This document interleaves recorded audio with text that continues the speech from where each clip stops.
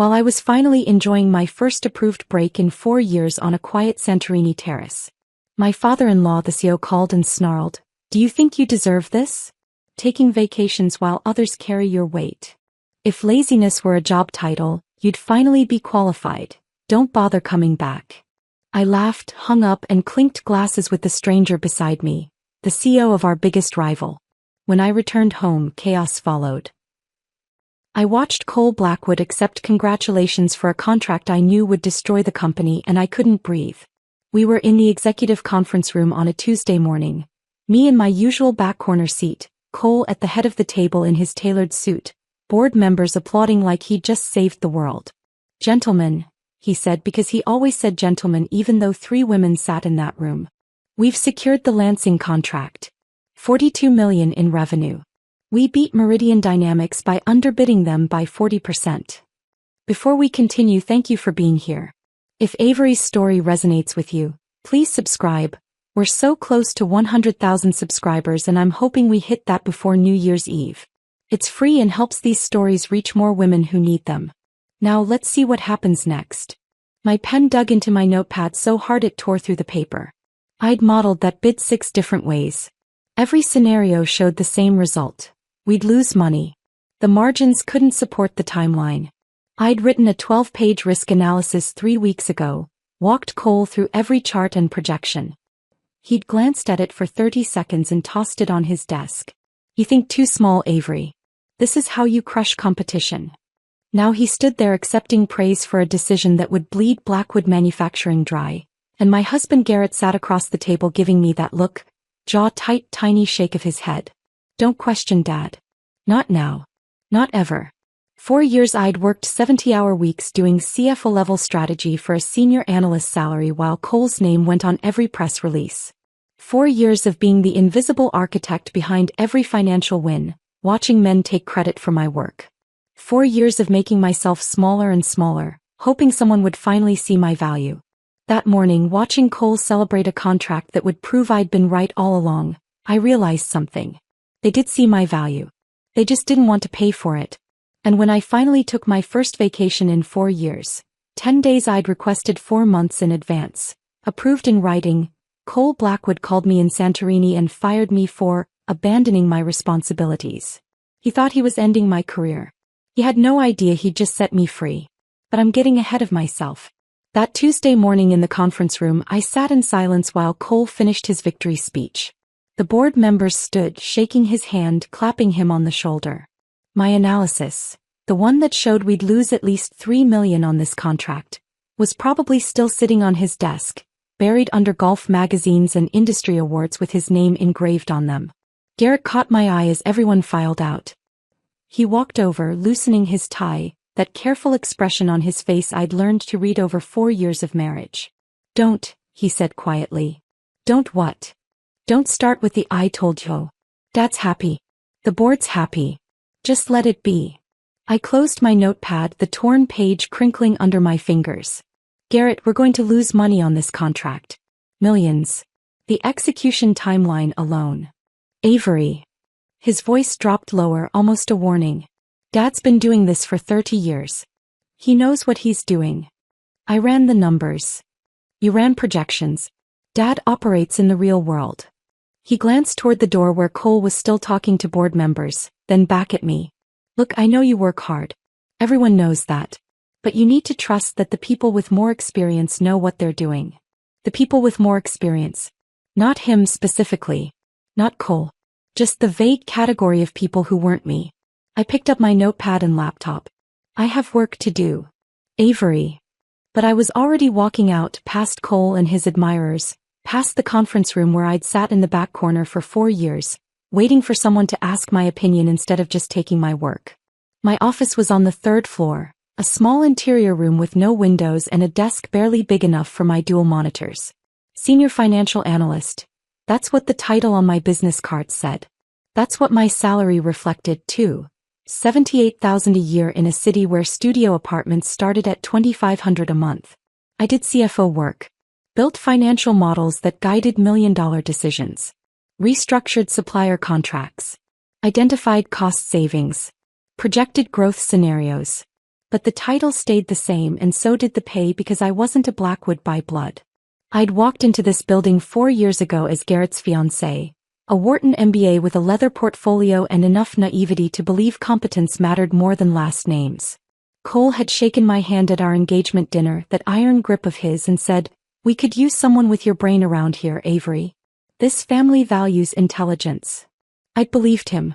I'd believed that my financial acumen would be rewarded, that my strategic thinking would earn me a seat at the table, that eventually the work would speak for itself. It did speak. Just not in my voice. Every strategy one built became our approach in Cole's presentations. Every cost-saving measure I identified became the leadership team's initiative in company-wide emails.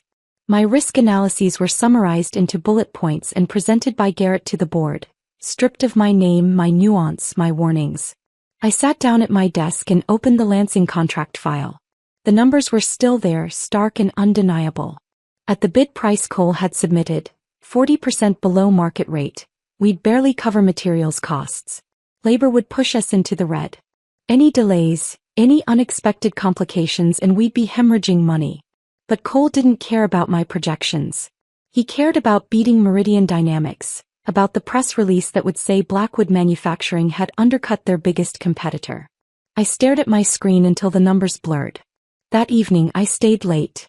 The third floor emptied out by 6, but I was still there at 8, building contingency models for when the Lansing contract started losing money. As it would. And when it did, someone would need a plan to stop the bleeding. That someone would be me. The credit would go to someone else. Garrett texted at 9, "Working late again?" I typed back, "Finishing projections. Asterisk, don't stay too late. You need rest. Asterisk, rest." As if sleep was the problem.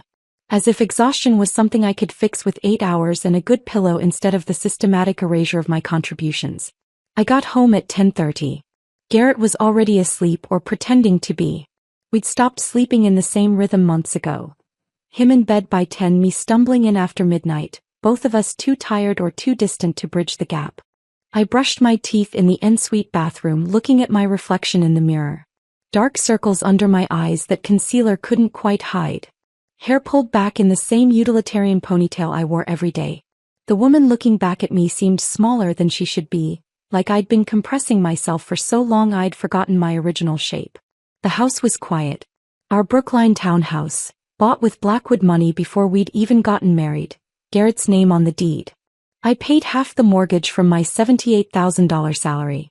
He paid the other half from his director-level income that was nearly double mine, even though his primary job seemed to be presenting my work to his father. I climbed into bed on my side, the left side, the side I'd claimed 4 years ago and never moved from. Garrett didn't stir. Somewhere between our wedding and our second anniversary, we'd stopped being partners. We'd become roommates who shared a mortgage and occasional meals and increasingly less conversation. I stared at the ceiling in the dark, thinking about the Lansing contract and Cole's dismissal of my analysis and Garrett's warning not to make waves.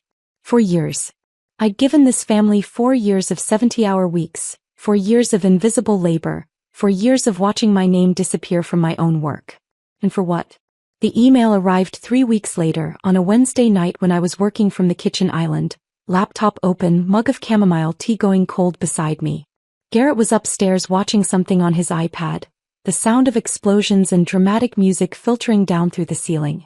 Subject line, updated benefit information. I almost deleted it. Almost. But something made me pause. Maybe the timestamp sent at 9:14 p.m., long after Margaret and HR usually went home. Maybe the small voice that had been whispering warnings I'd trained myself to ignore. I opened it. My Keyman life insurance policy had been increased from $3 million to $18 million, effective immediately. I read it 3 times. $18 million. No explanation. No prior discussion. Just a clinical paragraph in corporate font notifying me that Blackwood Manufacturing now valued my death at 6 times what they'd valued it 3 months ago. My hands were shaking as I opened my calendar, scrolling back through project completions and milestones. The policy increase was dated March 18th. March 18th was 3 days after I'd finalized the supplier contract renegotiations that saved Blackwood $6 million in annual costs. 3 days. The knot in my stomach that had been tightening for months suddenly had a shape, a name, a cold mathematical logic that made my chest constrict. I grabbed my laptop and walked upstairs. Garrett was propped against the headboard, iPad on his lap, barely glancing up as I came in. "Garrett, did you know about this?" I turned the laptop screen toward him, showing the email. He squinted at it, then shrugged. "Life insurance? That's just HR stuff. Standard benefits. My policy was increased to $18 million. Okay." He looked back at his iPad. "That's good, isn't it? Means the company values you." Values me. The irony was so sharp I almost laughed. Did anyone else get an increase? "I don't know, Avery. I don't handle HR benefits." His tone was dismissive, distracted. "If you're worried about it, talk to Margaret." I did. The next morning I went down to the third-floor HR office, a cramped room with filing cabinets and a desk where Margaret had sat for 23 years, watching Blackwood children grow into Blackwood executives. "Margaret, I need to ask about my life insurance." She looked up from her computer and something flickered across her face. Discomfort. Maybe guilt. "Your policy, yes. Mr. Blackwood authorized the increase last month." "Why?" She shuffled papers on her desk, not meeting my eyes. "He said it was standard for executives performing high-value work." "I'm not an executive." "You perform executive-level responsibilities." The words sounded rehearsed. "Did anyone else receive an increase?" Her hands stilled. The silence stretched. "Margaret. I'm not at liberty to discuss other employees' benefits, Avery." "I'm sorry." I left her office with my heart pounding, that knot in my stomach pulling tighter and tighter until I thought I might be sick. $18 million. 3 days after saving the company $6 million. And 2 weeks later, Cole Blackwood called me into his office and gave me my first operational audit assignment. Cole's office was mahogany and leather, floor-to-ceiling windows overlooking the Boston skyline. I stood in front of his desk on a Friday afternoon in late May, hands clasped in front of me, waiting while he finished an email. He didn't look up for 2 full minutes. When he finally did, his expression was neutral, businesslike. "I need you to do a safety walkthrough at the Dedham facility. Tuesday evening. 2nd shift." I frowned. "Isn't that operations responsibility? You're always talking about cost efficiency." He leaned back in his chair, fingers steepled.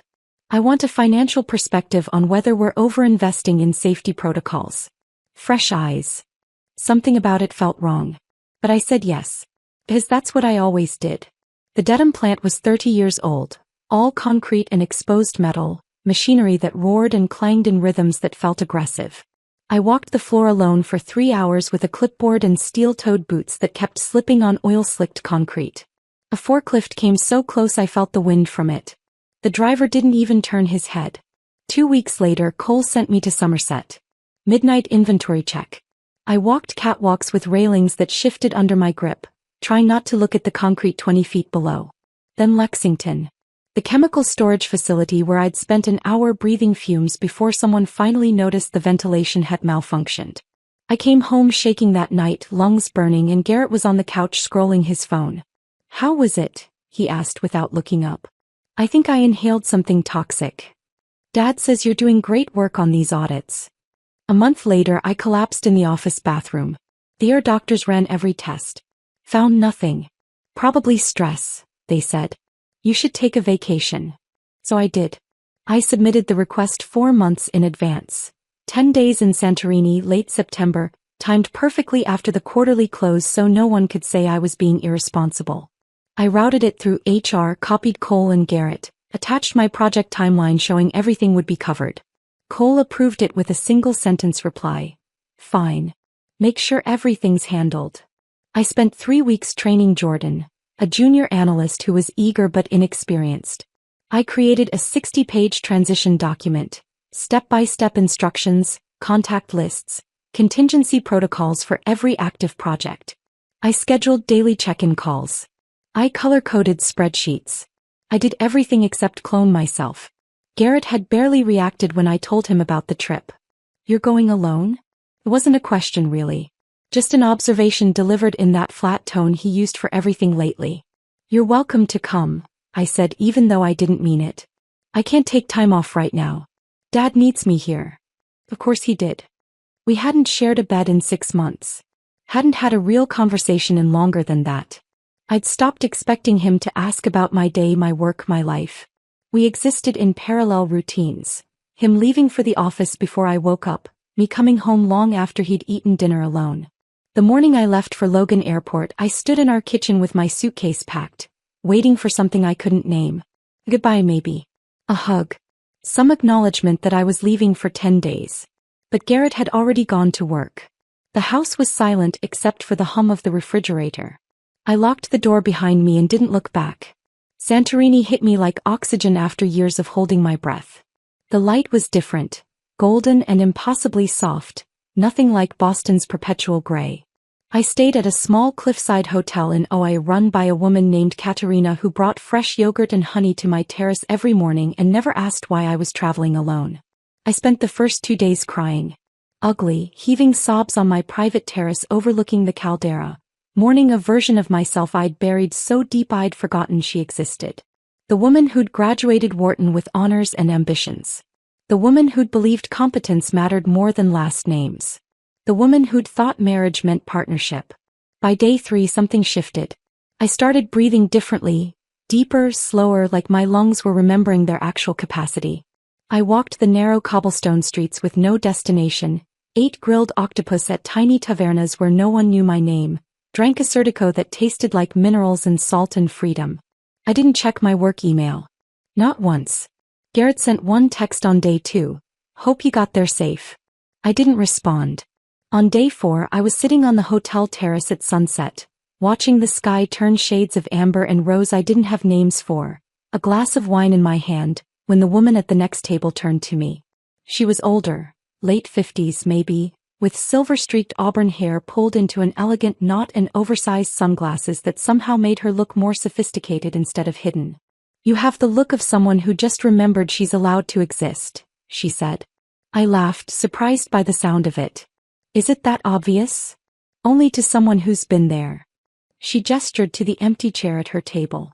Join me. Her name was Wyatt Brennan, and she had the kind of presence that made you sit straighter without realizing it.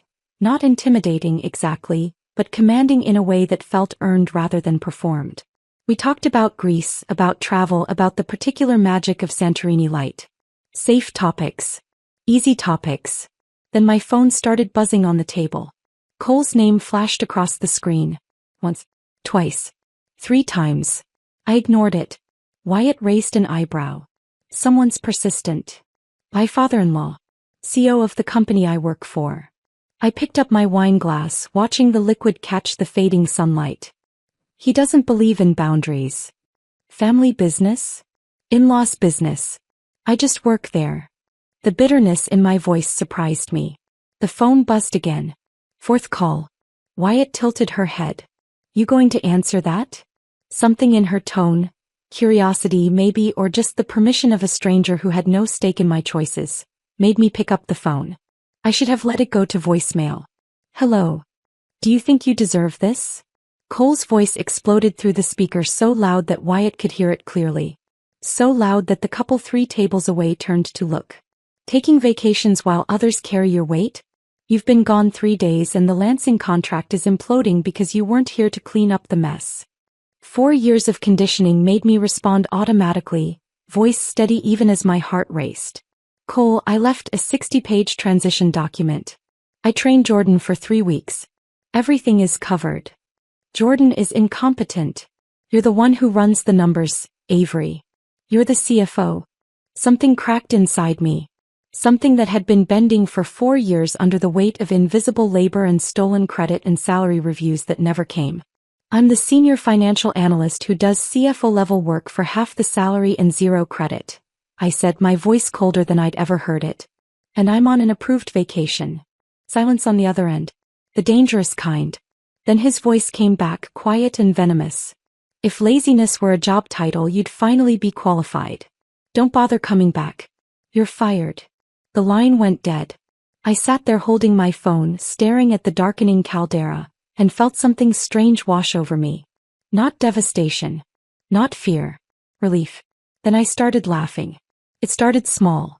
A shocked exhale, and built into something bigger, wilder, more liberating than anything I'd felt in 4 years. The kind of laughter that comes from a place so deep you'd forgotten it existed. Wyatt was watching me with an expression I couldn't quite read.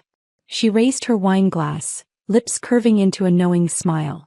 "To liberation," she said. I clinked my glass against hers, still laughing, feeling lighter than I had in years. "To liberation." We ordered another bottle of wine and watched the sun finish setting, painting the white buildings of OIA in shades of pink and gold. And then I started talking. I told her things I'd never said out loud. How Cole dangled the CFO title like bait for 4 years while taking credit for every strategy one built. How Garrett had slowly morphed from partner to puppet, echoing his father's dismissals. How I'd saved Blackwood $6 million in supplier negotiations and been told I was too emotional for leadership. How my life insurance policy had been increased to $18 million 3 days after that save. How Cole had started sending me on solo audits to facilities with broken equipment. How I'd collapsed from chemical fumes and been told to take a vacation. This vacation, that he'd approved without hesitation after blocking my requests for 2 years. Wyatt listened without interrupting, sipping her wine, her expression shifting from curiosity to concern to something harder. When I finished, she was quiet for a long moment. Then she reached into her bag and pulled out a matte black business card. "Wyatt Brennan," she said, sliding it across the table. "CEO of Meridian Dynamics." The name registered like a physical impact. Meridian Dynamics. Blackwood Manufacturing's biggest competitor. The company Cole had spent 5 years trying to crush, underbidding on contracts, poaching clients, bad-mouthing in industry circles. "I heard the whole conversation," Wyatt said. "And I'm going to make you an offer. We're opening a new East Coast division. We need a CFO who understands industrial manufacturing, someone who knows the players, the pitfalls, how to build sustainable growth instead of reckless empire." She paused. "Someone who actually takes vacations." I stared at the card, at the embossed logo, at the phone number that felt like a lifeline I hadn't known I needed. My phone buzzed on the table. "Garrett, Dad's furious." "What did you do?" "Not are you okay?" "Not what happened. Just what did you do?" Like I'd committed some unforgivable sin by answering my phone on my approved vacation. I picked up the phone, held the power button until the screen went dark, and looked at Wyatt. "Tell me more." "We stayed on that terrace until the stars came out, until the tourists thinned and the restaurants along the cliff began closing their outdoor seating, the staff stacking chairs and wiping down tables with tired efficiency." Wyatt told me about Meridian Dynamics over that second bottle of wine. How she'd built it from a mid-sized regional player into a national competitor by focusing on sustainable manufacturing practices and treating employees like assets to develop rather than resources to exploit. "We don't win by underbidding and bleeding out on execution," she said, swirling the wine in her glass. "We win by building relationships with clients who value quality over cost-cutting. It's slower growth, but it's real." Everything she described was the opposite of Cole's approach. I told her I'd think about it. She smiled like she already knew my answer. "Take your time. Enjoy the rest of your vacation. When you're ready, call me." We had dinner 3 more times over the next week.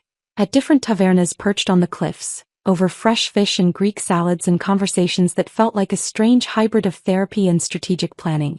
She never pressured me. Never made the job offer feel transactional. She just talked about what Meridian was building and let me imagine myself as part of it. On my last night in Santorini, we met at a small restaurant in Phoenicia, away from the tourist crowds. The owner brought us grilled sea bass and roasted vegetables without us ordering, like Wyatt was a regular. After dessert, baklava and strong Greek coffee, she handed me a leather folder embossed with Meridian's logo. "Background reading," she said. "Details on the CFO role, compensation structure, team you'd be building." She paused, sliding the folder across the table. "And some industry intelligence on Blackwood you might find interesting.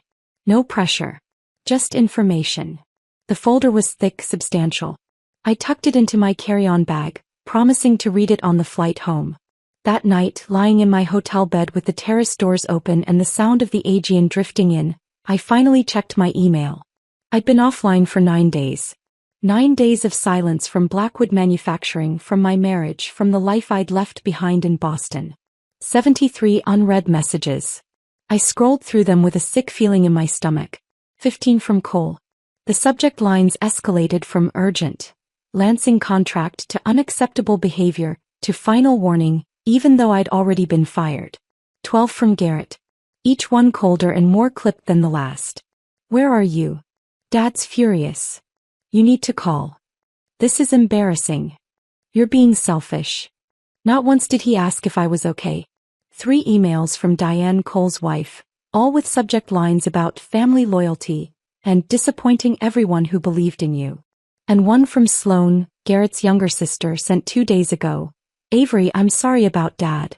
I don't know what happened, but I know it's not your fault. Call me when you're home. I miss you. I stared at that last email for a long time. Sloan was the only Blackwood who'd ever treated me like family instead of staff. She was younger, 26 to my 32, an art history major who'd been told by Cole that business school is for serious people like Garrett. She'd always been on the periphery of the family empire, decorative but not functional. We'd bonded over that shared invisibility. I didn't respond to any of the emails. Just closed my laptop and tried to sleep. The flight from Athens to Boston was 9 hours. I waited until we were cruising at altitude, the cabin lights dimmed and most passengers sleeping or watching movies on their seatback screens, before I opened Wyatt's folder. The first section was what I expected. Job description, salary range, equity package, benefits. All of it generous, professional, exactly what a CFO role should offer. The second section made my hands start shaking. It was a comprehensive analysis of Blackwood Manufacturing's financial health, compiled by Meridian's strategic intelligence team. Not corporate espionage. Everything was sourced from public filings, industry reports, supplier networks, and workforce data that any competent analyst could access. But put together, it was devastating. 9 contracts currently losing money. Not just Lansing, 8 others I'd flagged as risky over the past 2 years. Contracts Cole had pushed through despite my warnings, underbidding to steal market share without regard for execution costs. Deferred maintenance creating OSHA violations across 4 facilities. Equipment breakdowns increasing. Safety incidents trending upward. Supplier contracts renegotiated at terms that squeezed smaller partners to breaking point. 3 had already gone under. 2 more were on the edge. Workforce turnover at 34%, double the industry average. Exit interview data showing employees leaving because of toxic leadership and unsustainable workload. Meridian's analysts had modeled Blackwood's cash flow based on these public indicators. Their projection: insolvency within 18 months unless the company secured a major capital infusion or drastically restructured operations. I was reading about the slow-motion collapse of the company I'd spent 4 years trying to save.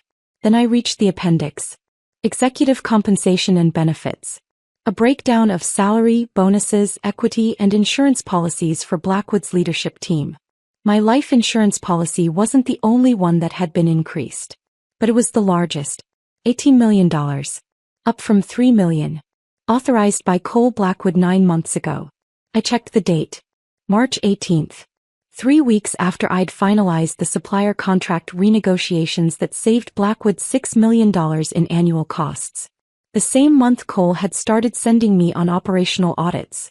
My coffee cup sat untouched on the tray table, going cold while I stared at that date. I pulled out my phone, still in airplane mode, and opened my calendar, scrolling back through the past 9 months with trembling fingers. March 18th. Life insurance increased. April 3rd. First operational audit. Dedham facility. Evening shift. Alone. April 17th. Somerset warehouse. Midnight inventory. Alone. May 8th. Lexington chemical plant. Where the ventilation had malfunctioned. May 22nd. ER visit after collapsing in the office bathroom. Doctors found nothing. I cross-referenced each audit date with my work calendar. Every single one had been scheduled within 2 weeks of a major financial win I'd delivered for Blackwood. Dedham came after I'd identified cost savings in the production line. Somerset came after I'd restructured the logistics contracts. Lexington came after I'd caught an accounting error that would have triggered an audit. Each time I made the company money, Cole sent me somewhere dangerous. The pattern was there, stark and undeniable, and I couldn't believe I hadn't seen it before. Or maybe I had seen it. Maybe that knot in my stomach, that voice whispering warnings, had been seeing it all along. But 4 years of gaslighting had taught me not to trust my own instincts. I thought about true crime podcasts I'd listened to on my commute, stories about life insurance policies and convenient accidents, about people who disappeared during routine work assignments. I thought about that forklift at Dedham, how close it had come, how the driver's face had been obscured by shadows and he'd never even turned his head.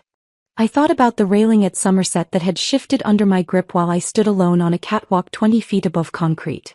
I thought about breathing chemical fumes for an hour at Lexington while the ventilation system was malfunctioning, and how no one had noticed until I'd already collapsed. I thought about the year doctors finding nothing wrong and telling me I just needed rest. A vacation. A vacation Cole had blocked for 2 years, until suddenly 4 months ago he'd approved 10 days in Greece without hesitation. Almost eagerly. Like he wanted me gone. Or like he expected I wouldn't be coming back. The plane hit turbulence and my coffee cup rattled on the tray table. I grabbed it before it spilled, my hands shaking so badly I could barely hold it steady. Maybe I was paranoid. Maybe 4 years of psychological warfare had broken my ability to think rationally.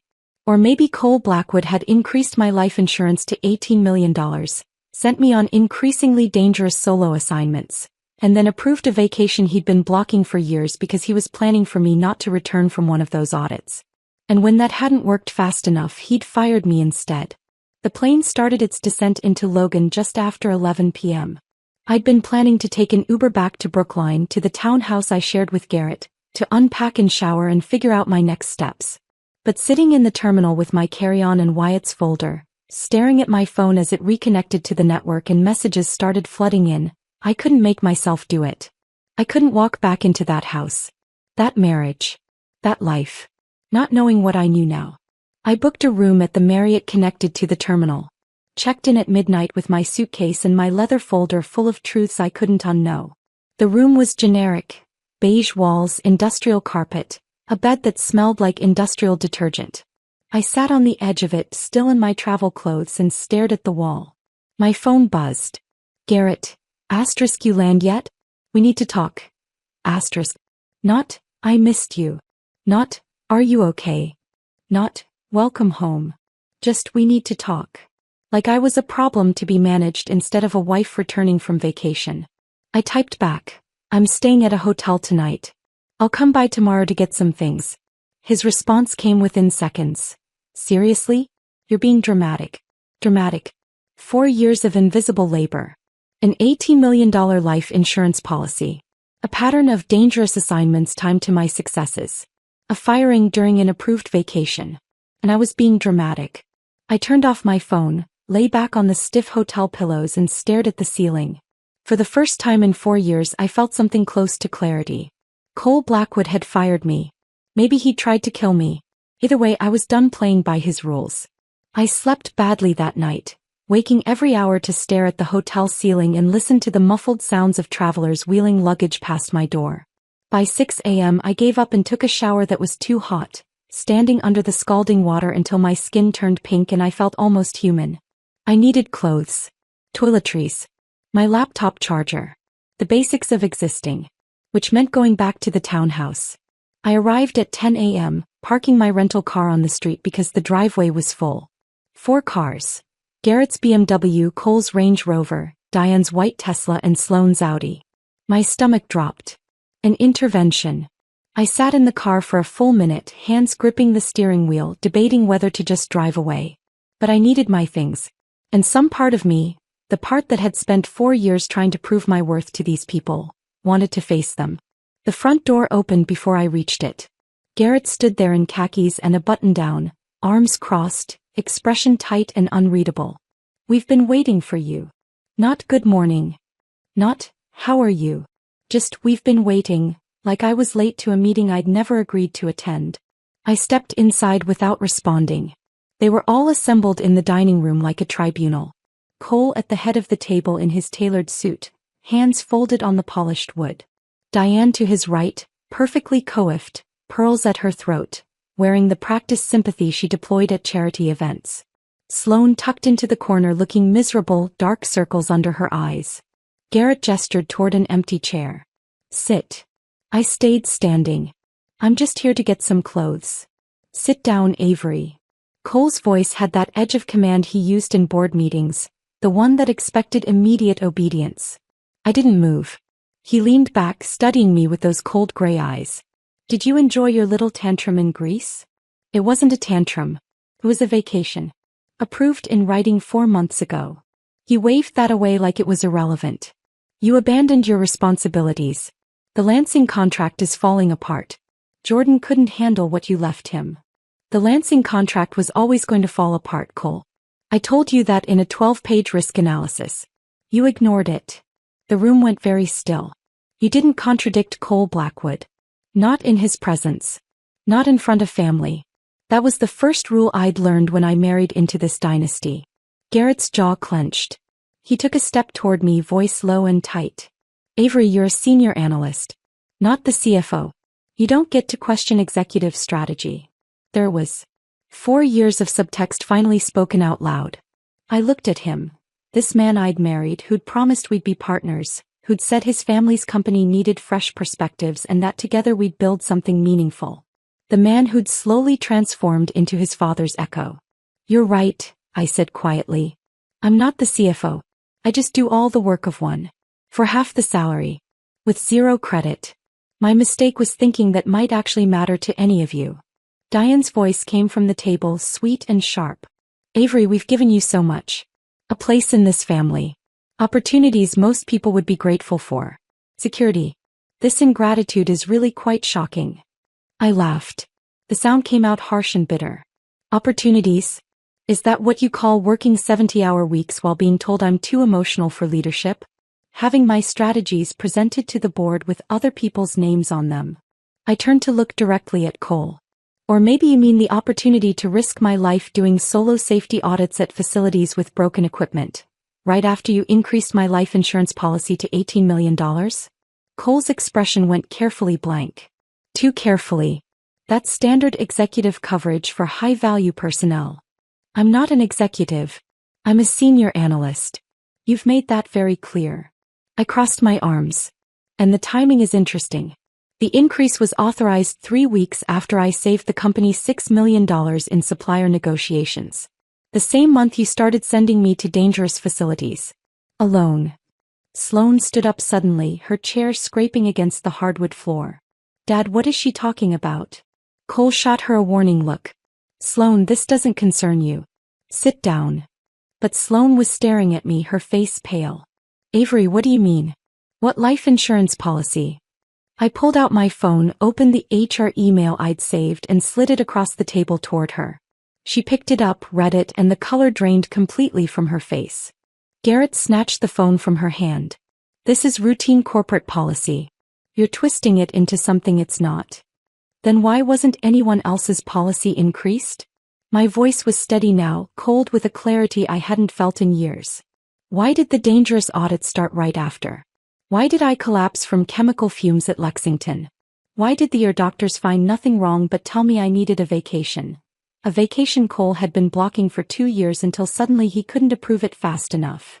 The table had gone silent. I could see them processing, calculating. Diane's expression of practiced sympathy faltering into something harder. Garrett's defensive confusion warring with doubt. Sloane's dawning horror as she looked from me to her father. Cole alone remained calm. Too calm. His fingers were still folded on the table, his posture relaxed, but his eyes had gone flat and dangerous. You're being paranoid, he said. 4 years of stress have clearly taken a toll on your mental health. Don't. The word came out sharper than I intended. Don't gaslight me. Not now. I've spent 4 years doubting my own instincts because you convinced me I was too emotional, too cautious, too small-minded. But I'm done with that. I pulled Wyatt's folder from my bag and dropped it on the table. Meridian Dynamics did an analysis of Blackwood Manufacturing's financial health. 9 contracts losing money. OSHA violations across 4 facilities. Workforce turnover double the industry standard. Cash flow projections showing insolvency within 18 months. I looked at Cole. You're not building an empire. You're running a company into the ground. And I was the one holding it together while you took credit and planned for my convenient exit. Cole's mask finally cracked. His voice came out cold and lethal. Where did you get that information? Does it matter? If you've been sharing confidential information with our competitors. Everything in that folder is from public sources. Industry reports. Supplier networks. Workforce data. I met his gaze. You want to know what's really in there? The truth you've been hiding from your board. From your investors. From everyone. He stood slowly, both hands flat on the table. You're fired, Avery. That hasn't changed. He slid a stack of papers toward me. Separation agreement. Non-disclosure. Non-compete covering 24 months and the entire industrial sector on the East Coast. Sign it, take your $60,000 severance and disappear quietly. I picked up the papers. My hands were steady. Underneath the separation agreement were divorce documents. Garrett's signature already there, dated 3 days ago, while I'd still been in Santorini. My chest went hollow. I looked at Garrett. You filed for divorce while I was on vacation? He wouldn't meet my eyes. Dad said it was best to handle everything at once. Clean break. Everything at once. My job. My marriage. My entire life dismantled like a failed quarterly report. You signed these 3 days ago, I said. Before I even came home. Avery. You'd already decided. All of you. I looked around the table. This isn't an intervention. This is an execution. Diane's voice was crisp. We're giving you a generous severance. Most people in your position would be grateful.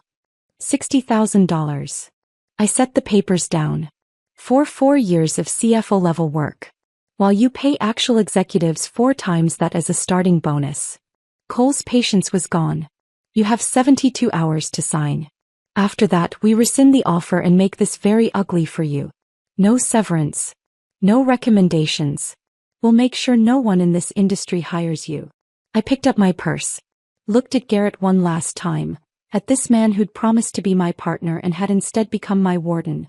You already made it ugly, I said. You just didn't expect me to survive it. Sloane stood up. Avery, wait. But I was already walking toward the stairs, toward the bedroom where I'd spent 4 years sleeping next to a man who'd stopped seeing me somewhere along the way. I packed quickly. Clothes, toiletries, my laptop, the few personal items that were actually mine. Everything fit into 2 suitcases and a duffel bag. When I came back downstairs, they were still sitting at the table. Garrett had his head in his hands. Diane was speaking quietly to Cole. Sloane was staring at her phone. She looked up as I passed, eyes red. I paused. Mouthed, I'm sorry, because she was the only one who'd never treated me like I was temporary. Then I walked out of that house and didn't look back. I loaded my bags into the rental car, hands shaking now that the adrenaline was fading. Sat in the driver's seat with the engine running, staring at the townhouse I'd never really belonged in. My phone buzzed. A text from Sloane, I believe you. I'm so sorry. Please be safe. I typed back, thank you. You too. Then I pulled Wyatt's business card from my wallet, stared at it for a long moment and dialed.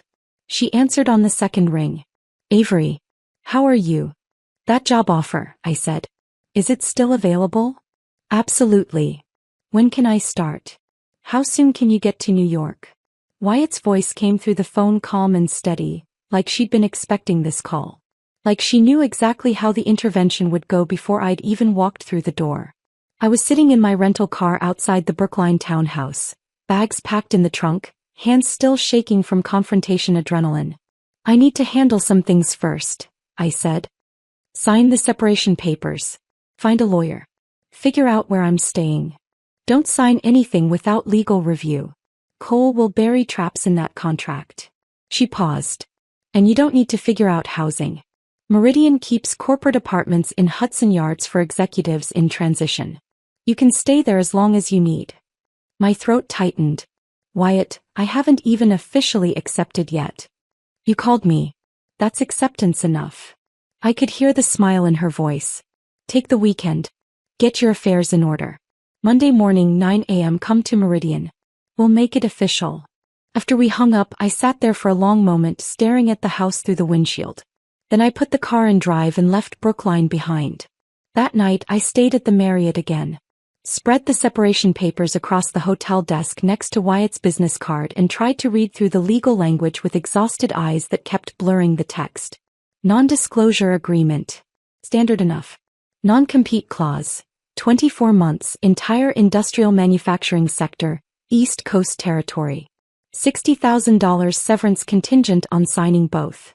And underneath it all, the divorce papers with Garrett's signature already dry and legal. My phone buzzed. Sloan. Can we meet tomorrow? I need to talk to you. Please. I stared at the message. Sloan had looked horrified during the intervention, but she'd also sat there silently while her father threatened me. While Garrett presented divorce papers he'd signed behind my back. But her text from earlier, "I believe you," had felt genuine. I typed back, "Coffee. 10 a.m. Cambridge." Her response came immediately, "Thank you." I barely slept. The hotel air conditioning cycled on and off with mechanical precision, and every time I closed my eyes I saw Cole's flat, dangerous expression when I'd mentioned the life insurance policy. By 9 a.m. I was showered and dressed, drinking bitter hotel coffee and watching the minutes crawl toward 10. The coffee shop was near Harvard Square, tucked into a side street where tourists didn't usually wander. I got there early, ordered a latte I didn't really want, and sat in a corner booth with my back to the wall. Sloan arrived at exactly 10, wearing jeans and an oversized sweater, hair pulled back in a messy bun. She looked like she hadn't slept either. She slid into the booth across from me, hands wrapped around a to-go cup she must have brought from somewhere else. "Thank you for meeting me," she said quietly. "You said you believe me." "I do." She set down her cup, pulled out her phone, and her hands were shaking. "Avery, I need you to listen to something." She tapped her screen, turned up the volume slightly and pressed play. Cole's voice came through, muffled but unmistakable. "Insurance policy pays out to the company if something happens to her. 18 million. It solves our cash flow problem for the next 2 quarters while we restructure." Another voice, older, gravelly. "And you're sure the audits won't raise flags?" "Frank, I've been running this company for 30 years. I know how to manage risk assessments.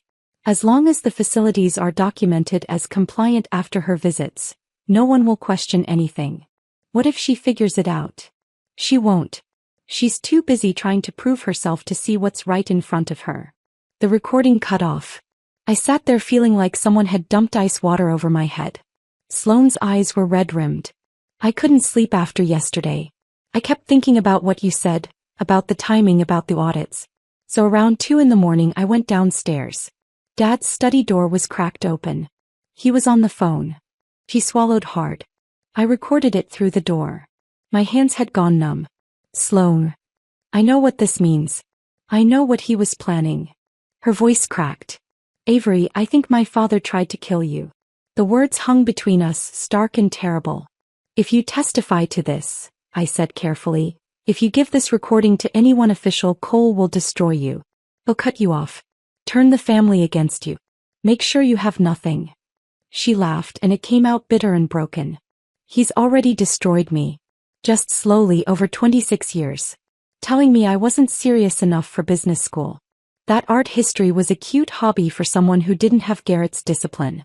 That I should focus on finding a good husband instead of a career." She looked at me with fierce, desperate eyes. "You were the only person in that house who ever asked about my work. Who looked at my paintings like they mattered. Who treated me like I had a brain instead of just a trust fund. Sloan. I can't let him do this to you. I won't." She pushed her phone across the table. "Take it. Copy the recording. Use it however you need to." I stared at the phone, at this evidence that could bury Cole Blackwood but would also detonate what was left of Sloane's family. "Are you sure?" "I've never been more sure of anything." She wiped her eyes with the back of her hand. "I'm done being quiet.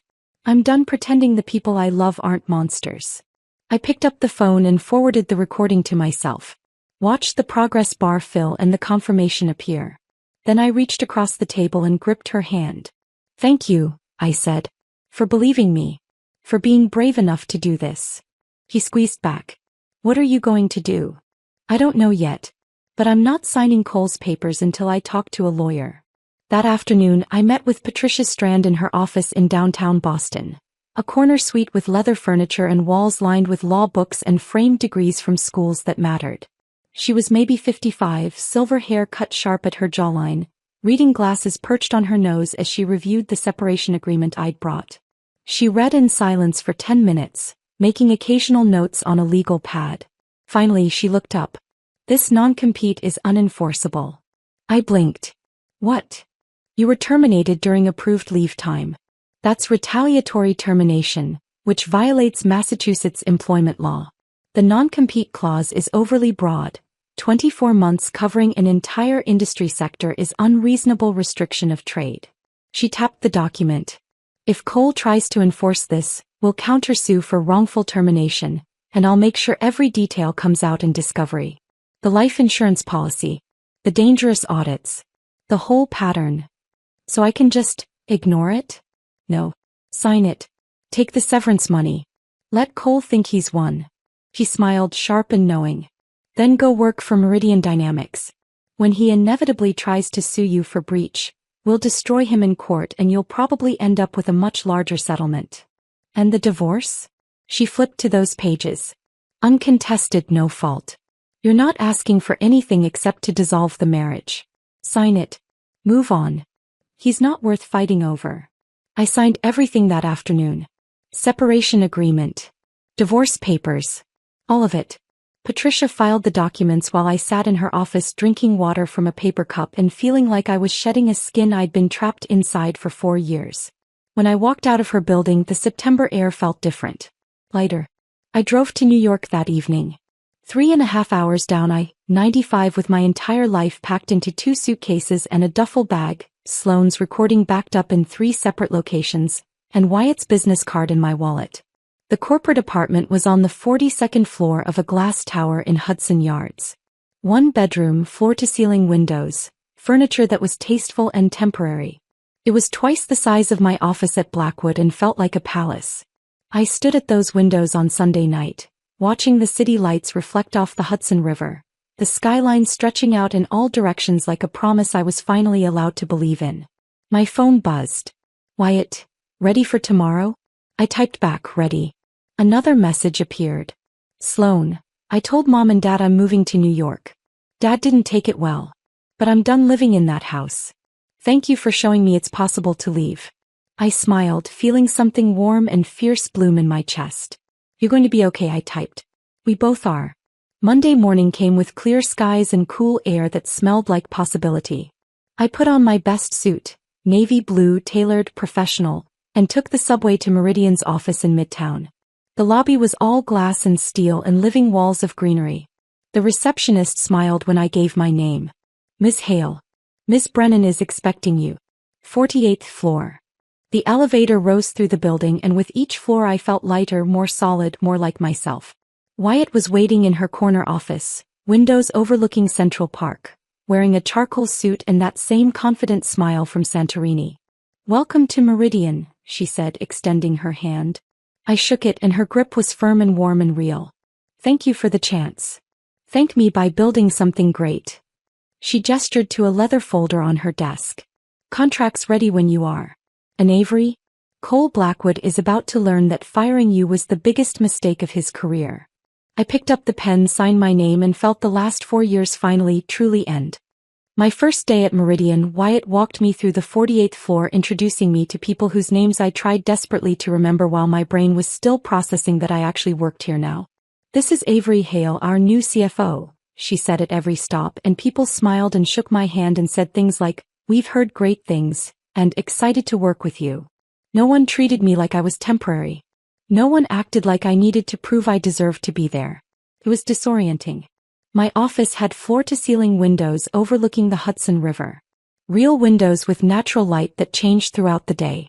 I stood there that first afternoon just staring at the water, at the boats moving past, at the sky that wasn't blocked by walls or cubicles or the weight of 4 years of invisible labor. The work itself was challenging but collaborative. I spent the first week in budget meetings, reviewing Meridian's cost structures, identifying opportunities for efficiency without gutting departments or squeezing suppliers. People listened when I talked. Asked questions that showed they'd actually read my analysis instead of just skimming the executive summary. Wyatt checked in daily, not to micromanage but to make sure I had what I needed. How are you settling in? She asked on Friday afternoon, appearing in my doorway with 2 coffees. It's good. Really good. I accepted the coffee. Different from what I'm used to. Different how? People here seem to actually want me to succeed. She smiled, but there was something sad in it. That's not different, Avery. That's normal. What you experienced at Blackwood was abuse dressed up as corporate culture. The word landed heavy. Abuse. I'd never let myself call it that before. By week 3, I'd built a preliminary budget for the new East Coast division, interviewed candidates for my finance team, and restructured supplier contracts that would save Meridian $2 million annually without burning bridges. I worked long hours, but they felt different. Purposeful instead of desperate. At 6 p.m., people started packing up and going home. No one sent emails at midnight expecting immediate responses. No one made me feel guilty for taking lunch breaks. At night, I'd walk along the Hudson River Greenway, phone silenced, breathing air that didn't taste like fear. Garrett texted twice in 3 weeks. First, need to know what furniture you want from the house. I typed back, keep it all. Second, divorce papers are final. Just need your signature on the asset division. I signed them in Patricia's office without reading closely and had them messengered back. Let him have the house, the furniture, the life we'd built that had never really been ours. Then on a Thursday afternoon in my 4th week, flowers arrived. Wyatt's assistant brought them to my office. A striking arrangement of white peonies and black dahlias in a crystal vase. These just came for you, she said, setting them on my desk. I pulled the card from its small envelope. Congratulations on your career suicide. For watching. CB. My hands went cold. I walked the flowers straight to the break room and dumped them in the trash, vase and all. The glass shattered satisfyingly against the bin liner. Cole was just bitter, I told myself. Just lashing out because I'd escaped. But my hands were still shaking when I got back to my office. The SEC investigator showed up the following Tuesday. I was in a budget review meeting when Wyatt's assistant knocked on the conference room door. Avery, there's someone here to see you. He says it's urgent. The man waiting in reception had tired eyes and a federal ID badge clipped to his belt. Mid-40s, cheap suit, the look of someone who'd seen too many corporate lies. Ms. Hale, I'm Martin Voss with the Securities and Exchange Commission. I need to speak with you about allegations that have been filed. My stomach dropped. What kind of allegations? Securities fraud and theft of proprietary information. Is there somewhere we can talk privately? Patricia Strand arrived within 30 minutes of my call, striding into Meridian's conference room in a sharp suit and reading glasses, legal pad in hand. My client won't be answering questions without counsel present, she said, sitting beside me. Voss nodded like he'd expected that. He slid a folder across the polished table. Ms. Hale, we're investigating a complaint filed by Blackwood Manufacturing alleging that you illegally accessed and transmitted confidential company information to Meridian Dynamics prior to your employment here. He opened the folder and showed me printed emails. From avery.hale@blackwoodmf.com to w.brennan@meridiandynamics.com. Date, September 3rd. Subject, confidential financial projections. The preview text showed financial data, client lists, contract details. My mouth went dry. I never sent these. Voss's expression didn't change. According to Blackwood's IT department, these emails originated from your company account. The metadata shows they were sent from your IP address while you were still employed. That's impossible. I never emailed Wyatt before I was fired. I met her in Santorini after. Patricia put a hand on my arm. We'll need to see the complete digital forensics. Email headers, server logs, authentication records. Everything. Voss pulled out a notepad. We're still gathering that information from Blackwood's systems. But Ms. Hale, I need to ask, did you have any communication with Meridian Dynamics before your termination from Blackwood Manufacturing? No. I met Wyatt Brennan for the first time on September 18th in Santorini. Cole had already fired me by then. And you didn't discuss Blackwood's business operations with her? I hesitated. We talked generally about the industry. But nothing proprietary. Nothing I wouldn't discuss at any industry conference. Patricia made a note. Agent Voss, my client is cooperating fully. But until we can examine the forensic evidence, she won't be making any further statements about these alleged emails. After Voss left, I sat in that conference room feeling like the air had been sucked out. Patricia was already on her phone. I'm calling a digital forensics expert. If those emails are fabricated, the metadata will prove it. Wyatt came in, closed the door, pulled out the chair across from me. This is Cole's move, she said quietly. Fabricated evidence to destroy your credibility and hurt Meridian. What if he's good enough to make it stick? What if? Email forensics don't lie, Avery. If he created these, the digital fingerprints will show it. She leaned forward. But I need you to be completely honest with me. Is there anything at all, that Cole could twist? Any emails, any conversations, any access to files that could be misinterpreted? I thought back through 4 years of work. Through every email I'd sent, every file I'd accessed, every conversation I'd had. Nothing. I never discussed Blackwood business with anyone outside the company. The only thing remotely close was our conversation in Santorini, and that was after I was fired. Wyatt nodded slowly. Then we fight. And we make sure Cole regrets starting this. But that night, alone in my corporate apartment, I couldn't stop thinking about those emails. About how real they'd looked. About Cole's resources and connections and his absolute certainty that he could destroy anyone who opposed him. My phone rang at 11 p.m. Sloan. I almost didn't answer. Avery, please. I need to see you. Now. Her voice was shaking. What's wrong? It's about Dad. About the SEC thing. I can't talk about this on the phone. Can you meet me? We met at a 24-hour diner in Chelsea, the kind of place with cracked vinyl booths and coffee that tasted like it had been sitting in the pot since dinner service. Sloan slid into the booth across from me looking wrecked, hair uncombed, mascara smudged, wearing sweatpants and an oversized hoodie like she'd left the house in a hurry. Are you okay? No. She pulled out her phone with trembling hands. I couldn't sleep tonight. I kept thinking about what you said at the townhouse. About Dad. About the emails the SEC mentioned. So I went to his study around midnight. The door was cracked open. She tapped her phone, pulled up a voice recording, turned the volume low. Listen. Cole's voice came through, muffled but unmistakable. You're sure the emails look authentic? Another voice, older, nervous. Sir. Created them with administrator access, backdated to early September. Used her IP address from when she was still working here. And the SEC won't detect the fabrication? Not without deep forensic analysis, which they won't do for a corporate espionage complaint. They'll see the emails, interview her, and even if they don't charge her, the investigation alone will destroy her reputation. Pause. She'll never work in this industry again. Cole's voice came back, cold and satisfied. Good. Make sure all the logs are clean. I don't want any trace leading back to us. The recording ended. I sat there feeling like someone had poured ice water through my veins. Sloane's eyes were red and swollen. He fabricated evidence. He's trying to frame you for a federal crime. My hands were shaking so badly I had to grip the edge of the table. Sloane, if you give this to anyone, if you testify, your father will destroy you.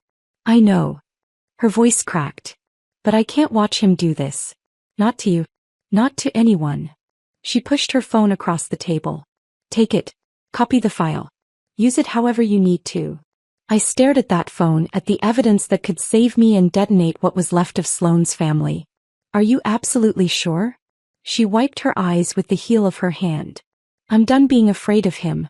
I'm done pretending he's someone he's not. I picked up the phone, forwarded the recording to myself and Patricia and Wyatt, watched the files send and confirm. Then I reached across the table and gripped Sloane's hand. Thank you. For being brave enough to do this. She squeezed back and we sat there in that fluorescent-lit diner at midnight, two women who'd escaped the same poison, holding on to each other while the evidence of Cole Blackwood's crimes lived in our phones like a loaded gun. I didn't sleep that night. Just lay in my corporate apartment staring at the ceiling, Sloane's recording playing on repeat in my mind. The investigation alone will destroy her reputation. She'll never work again. By 6 a.m. I gave up on sleep and called Patricia. I have evidence, I said when she answered. Cole confessing to fabricating the emails. Recorded by his daughter. Silence. Then, how soon can you get to my office? Patricia's office at 8 a.m. was already alive with purposeful energy.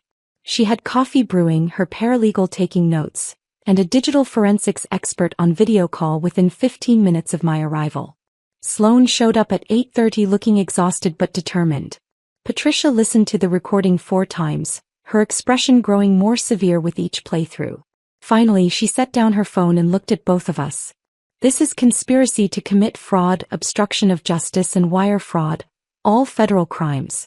Cole Blackwood just confessed to fabricating evidence in an active SEC investigation.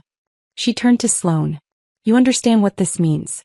Testifying against your father will destroy your relationship with your family. Possibly permanently. Sloane's hands were folded tight in her lap, knuckles white. I'm already estranged. They just don't know it yet. The only question is whether I do the right thing or keep being silent like I've done my whole life. Patricia nodded slowly. Then we move fast before Cole realizes what we have. The next week was a blur of documentation and preparation. I compiled everything, 4 years of performance reviews showing exemplary work, the termination email sent while I was on approved vacation, HR records of the life insurance increase dated 3 weeks after my supplier contract win, safety audit assignments with dates that corresponded to every major financial contribution I'd made. Patricia hired a whistleblower protection attorney for Sloan, a woman named Rebecca Torres who specialized in protecting witnesses in corporate fraud cases. Sloan gave a formal statement, had the recording authenticated by a digital forensics lab, signed affidavits about what she'd witnessed. I watched her do it with a mixture of gratitude and guilt. She was burning her family to the ground to save me. Are you sure? I asked her one afternoon in Patricia's conference room, after she'd spent 3 hours being deposed by Rebecca. She looked at me with red-rimmed but clear eyes. I've never been more sure of anything.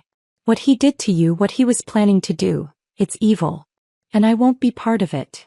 We presented everything to the SEC on a Thursday morning. Patricia had scheduled a meeting with Martin Voss and his supervisor, an agent named Sandra Pierce who had 25 years of experience and the kind of sharp, assessing gaze that missed nothing. The SEC's New York field office was all security checkpoints and beige walls and the particular smell of government buildings everywhere. We sat in a windowless conference room, me, Patricia, Sloan, Rebecca, and the 2 SEC agents, while Patricia laid out the case like she was prosecuting it herself. She started with the fabricated emails, showing the forensic analysis that proved they were created with administrator privileges weeks after I'd left Blackwood, backdated to look authentic, sent from IP addresses I'd never accessed.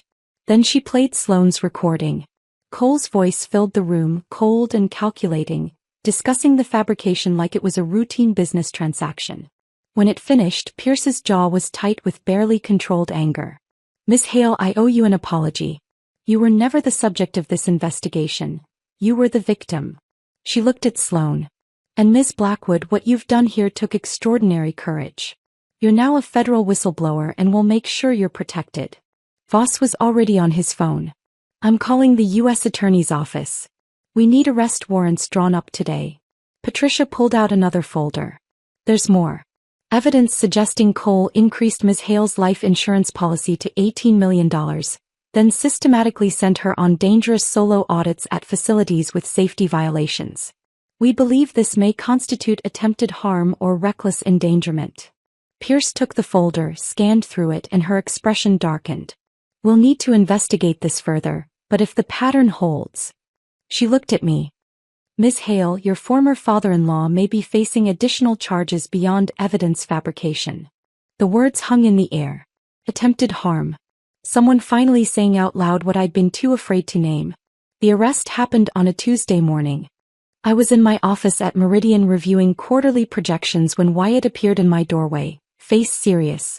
Turn on the news. I pulled up CNBC on my computer. The headline was already scrolling. Breaking. Industrial CO arrested on federal fraud charges. The footage showed Cole being walked out of Blackwood Manufacturing headquarters in handcuffs, flanked by federal agents, his face contorted with rage and disbelief. Behind him, through the glass walls, I could see employees standing frozen at their desks, watching their CO being taken away. The news anchor's voice provided narration. Cole Blackwood, CO of Blackwood Manufacturing, has been arrested and charged with conspiracy to commit fraud, obstruction of justice and wire fraud. These charges stem from allegations that Blackwood fabricated evidence in an SEC investigation targeting a former employee. If convicted on all counts, he faces up to 20 years in federal prison. My phone started buzzing immediately. Reporters, former colleagues, people I hadn't spoken to in months suddenly wanting statements. One voicemail from Diane Cole's wife, her voice dripping venom. "You've destroyed this family. I hope you're proud of yourself, you ungrateful." I deleted it without listening to the rest. Another message, this one from someone at Blackwood's board. "We'd like to discuss the circumstances of your departure." I forwarded that one to Patricia. The only call I answered was from Sloan. "Are you okay?" I asked. "No." Her voice was thick. "But I did the right thing." "I know I did." "You did. You absolutely did. Mom won't talk to me. Garrett called me a traitor. Dad's lawyer is trying to claim I fabricated the recording." She laughed, bitter and broken. "But I'd do it again. I'd do it 1,000 times." The trial lasted 4 weeks. I didn't attend. Patricia said I didn't need to. My deposition and documentation were entered as evidence, and my presence in the courtroom might turn media attention on me instead of on Cole's crimes. But Patricia sent me daily updates. Sloan testified for 6 hours over 2 days. Patricia said she was extraordinary, calm, detailed, unflinching. She walked the jury through years of watching her father manipulate people, treat employees as disposable assets, prioritize profit over safety and ethics. When the prosecutor played her recording, the courtroom went silent. Neil Garson, Blackwood's IT director, had taken a plea deal early and testified against Cole. He confirmed under oath that he'd fabricated the emails at Cole's direct instruction, using administrator access to create false evidence that was then presented to federal investigators. The forensic evidence was damning. Metadata that showed creation dates weeks after my termination.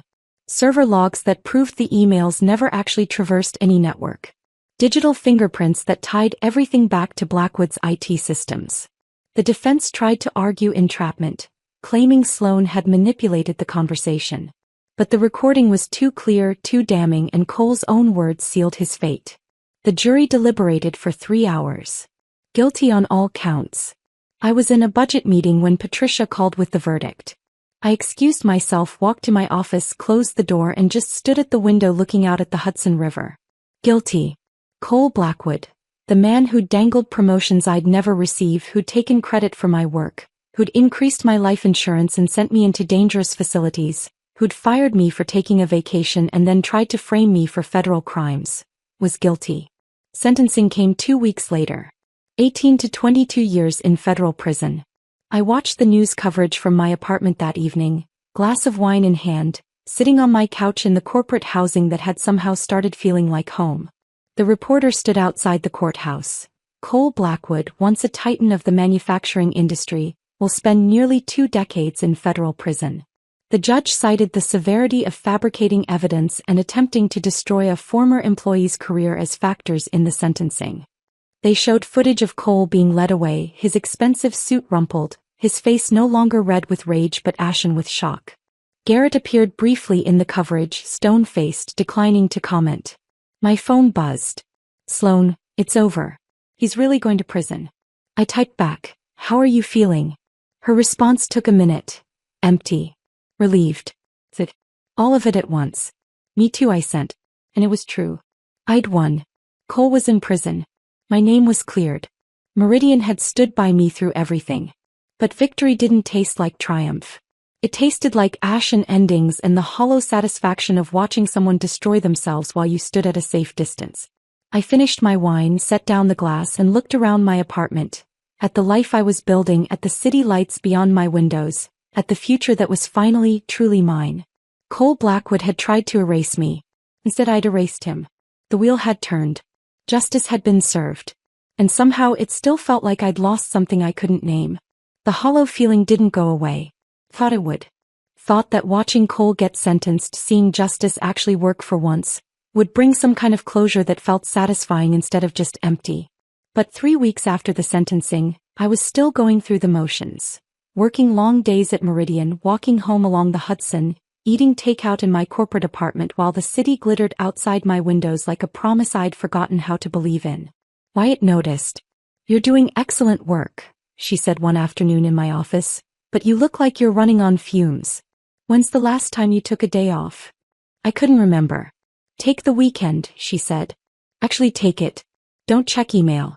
Don't think about budgets. Just exist for 48 hours. So I did. I spent Saturday walking through Central Park, watching families and couples and people who seemed to know how to be happy. Bought coffee from a cart vendor and sat on a bench by the lake, letting the October sun warm my face. Sunday morning, I was having coffee in my apartment when my phone rang. Wyatt. I'm sorry to call on your weekend, but there's something I need to discuss with you. Can we meet tomorrow? My stomach tightened reflexively. Is something wrong? No. The opposite, actually. But we should talk in person. Monday morning, she was waiting in her office with coffee and that same calm presence that had made me trust her on a Santorini terrace 6 months ago. Blackwood Manufacturing filed for Chapter 11 bankruptcy, she said without preamble. It was announced this morning. I set down my coffee. When? The filing went through over the weekend. They're liquidating assets to satisfy creditors. She pulled up something on her tablet, turned it toward me. Their precision equipment division is being sold. It's the only profitable piece of the company, strong workforce, solid contracts, good equipment. Worth about $65 million as a going concern. I could see where this was going. You want to acquire it. I want Meridian to acquire it. But only if you're comfortable with that. She set down the tablet. Avery, I know this is complicated. That was your workplace for 4 years. But Cole's in prison. The board forced Garrett to resign. The company is being dismantled by bankruptcy trustees who just want to maximize value for creditors. And you want me to lead the acquisition. You know that division better than anyone. You know the contracts, the workforce, the operations. If we're going to do this, I need your expertise. She paused. But if it's too much, if it feels like we're picking over bones, we can walk away. There are other opportunities. I looked out her window at the Manhattan skyline, at the city that had become my refuge. 200 people worked in that division. Good people who'd just been trying to do their jobs while Cole played power games with their livelihoods. What are you offering them? I asked. Full employment guarantees. No layoffs, no restructuring that cuts staff. We integrate them into Meridian with their current salaries and benefits intact. Wyatt leaned forward. I'm not interested in gutting a company for parts, Avery. I want to build something sustainable. But I need to know the numbers work. I thought about Jordan, the junior analyst I'd trained. About Margaret in HR. About the line workers and technicians and project managers who'd never had a say in Cole's destructive decisions. I'll do it, I said. But I want it in writing that we're protecting jobs. This can't be a cost-cutting exercise disguised as an acquisition. Wyatt smiled. Already drafted. Patricia reviewed the terms this morning. The next 2 weeks were brutal. I led the due diligence team, financial analysts, operations specialists, legal counsel, through every aspect of Blackwood's precision equipment division. We reviewed contracts, assessed equipment value, interviewed key employees who were terrified they'd lose their jobs in the bankruptcy. It was strange being back in Blackwood's world, even at arm's length. I recognized names in the employee roster. Jordan, who'd been promoted to full analyst after I left. Margaret, still running HR after 24 years. Technicians and line workers I'd seen during those dangerous facility audits. People who'd just nodded hello and gone back to work, unaware that their CEO was using my visits as cover for something darker. The numbers told a clear story. The division was profitable, well-run at the operational level, dragged down only by Cole's reckless corporate strategy and the bankruptcy of the parent company. In a normal sale, it would be worth $65 million. In bankruptcy liquidation, with creditors pushing for fast resolution, we could get it for $42 million. Wyatt presented the acquisition to Meridian's board on a Thursday afternoon. I sat beside her, walking them through the financial analysis, the integration timeline, the employment guarantees. The board voted unanimously to approve. We submitted our bid that Friday. $42 million full employment protection, 90-day integration period. 3 weeks later, the bankruptcy court accepted our offer. Blackwood Manufacturing's most valuable asset, the division I'd helped build with 4 years of invisible labor, was now part of Meridian Dynamics. The night the deal closed, I was in my apartment finishing paperwork when my phone buzzed. Sloan, I saw the news about the acquisition. You saved 200 jobs. Thank you for that. I typed back, how are you doing? Better. I moved to New York last month. Working at a gallery in Chelsea. Trying to figure out who I am when I'm not a Blackwood. Want to get coffee this weekend? I'd love that. We met at a small cafe in the West Village on Saturday afternoon. Sloane walked in looking completely different. Hair cut short and dyed auburn, wearing jeans and a vintage leather jacket, no trace of the careful polish the Blackwood family required. She looked lighter, younger, free. You look good, I said as she slid into the seat across from me. I feel like I'm becoming a real person. She smiled, but it was tinged with sadness. Mom won't talk to me. Garrett sends occasional texts asking if I'm okay, but he won't meet in person. Dad's attorney tried to get me to recant my testimony, said I'd been manipulated. I'm sorry. Don't be. I chose this. She wrapped her hands around her coffee cup. Are you happy, Avery? Really happy? I thought about that question, about the work I was doing, the team I was building, the apartment that had stopped feeling temporary. Getting there, I said. One day at a time. Me too. She looked out the window at people passing by. I keep thinking about what you said that day at the townhouse. About how they saw your value but didn't want to pay for it. That's been true my entire life. They saw me but only as decoration. As someone to marry off strategically or trot out at charity events. What are you going to do now? I'm taking art classes at SVA. Painting again. The gallery job doesn't pay much, but I don't need money. I have my trust fund, and unlike Dad, I can't take that away. I'm just trying to figure out who I am when I'm not performing for an audience. We sat there for 2 hours talking about New York and art and the strange relief of starting over. When we finally left, she hugged me tight on the sidewalk. Thank you, she said, for showing me it was possible to leave. You did that yourself. We did it together. Walking home through the village as afternoon turned to evening, I thought about everything that had happened in 6 months. Cole was in federal prison in Pennsylvania. Appeals denied, facing 18 years behind bars. Blackwood Manufacturing had collapsed under the weight of his ego and fraud, liquidated in bankruptcy. Garrett had fled to Portland trying to escape the family name. Diane had retreated into bitter silence. And I was the CFO of a growing company, living in a city I loved, with a bank account that proved my worth in numbers Cole could never manipulate. I'd won. But it didn't feel like victory. It felt like survival. Like I'd been drowning for 4 years and finally reached the surface, gasping and exhausted, grateful to be alive but not quite sure what to do with the air in my lungs. That evening, I stood at my apartment window watching the sun set over the Hudson, the sky turning shades of orange and pink that reminded me of Santorini. My phone buzzed. A message from Wyatt. Integration meeting at 9 a.m. tomorrow. You did incredible work on this acquisition. Thank you. I smiled. Typed back. Thank you for believing in me. Her response came quickly. You made it easy. I set down my phone and looked around my apartment. At the furniture I'd chosen, the books on the shelf, the life I was building that belonged only to me. Cole Blackwood had tried to erase me. He'd fired me, framed me, maybe even tried to kill me. And instead I'd survived. Built something better. Turned his weapons into my armor. I thought about revenge. About what it's supposed to feel like when the villain finally falls. The movies make it look triumphant. Satisfying. Clean. But real revenge is messy. It's watching someone destroy themselves while you stand at a safe distance. It's winning but still feeling the weight of everything you lost along the way. It's building a new life and realizing the old one left scars that don't just disappear because justice was served. But standing there in my apartment with the city lights beginning to glow and the evening air cooling through my open window, I realized something else. The best revenge isn't destruction. It's building something better from the ashes.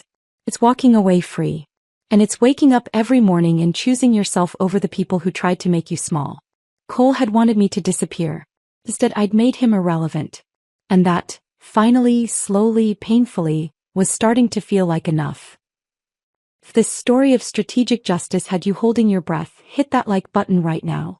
My favorite part was when Sloane played that recording, exposing Cole's crimes in his own voice. What was your favorite moment?